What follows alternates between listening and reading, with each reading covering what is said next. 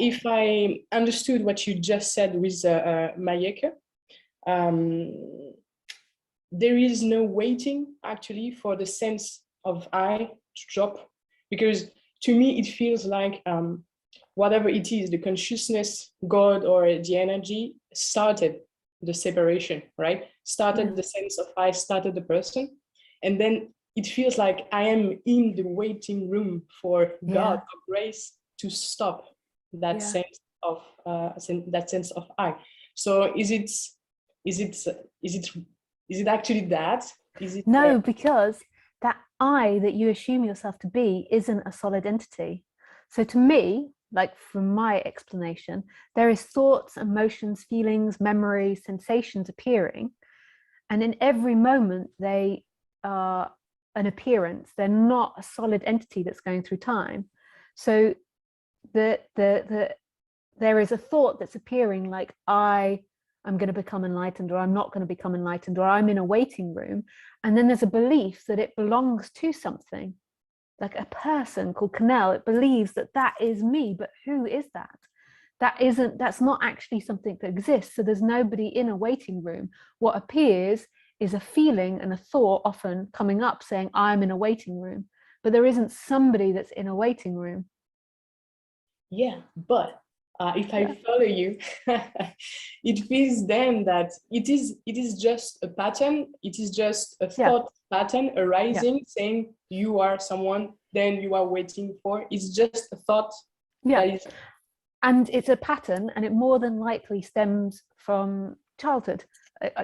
Like weirdly, what you go through in relationship with enlightenment is what you go through in relationship with other people, with work, with your parents, with your children. You know, it's what appears in your life. So everybody has particular karmas.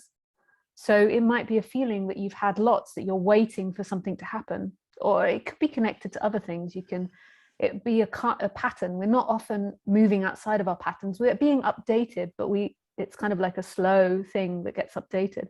And then there is a belief in it, like I'm in a waiting room, and then there is a you there, and then it keeps going, that story. I'm in a waiting room, I'm going to get somewhere, and there's an image of you, there's a feeling of you, and that's all okay.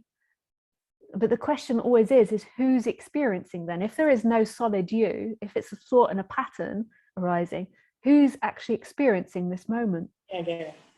Right. And that's the beauty, like that's the freedom. Like what's experiencing this moment is no thing and everything.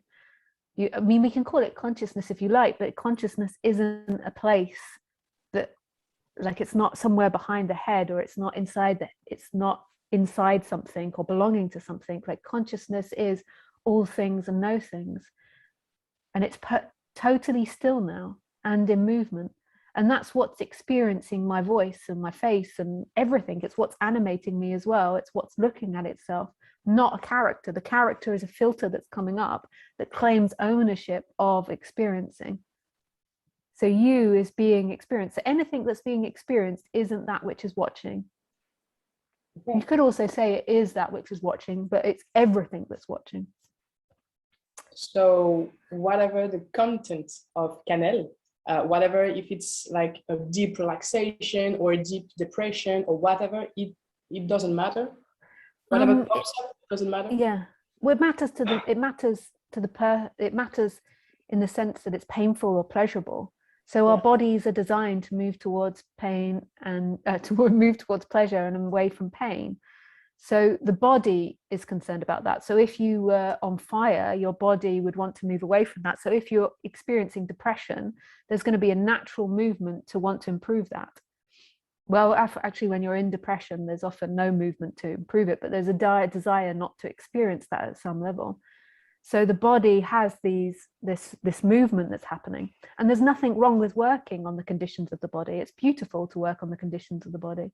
It's beautiful to expand on the human level, but that isn't somebody that's experiencing, and that isn't freedom. That will endlessly loop in cycles, like not necessarily depression, but that it will loop in cycles, as in sometimes you'll experience more pain and sometimes more pleasure.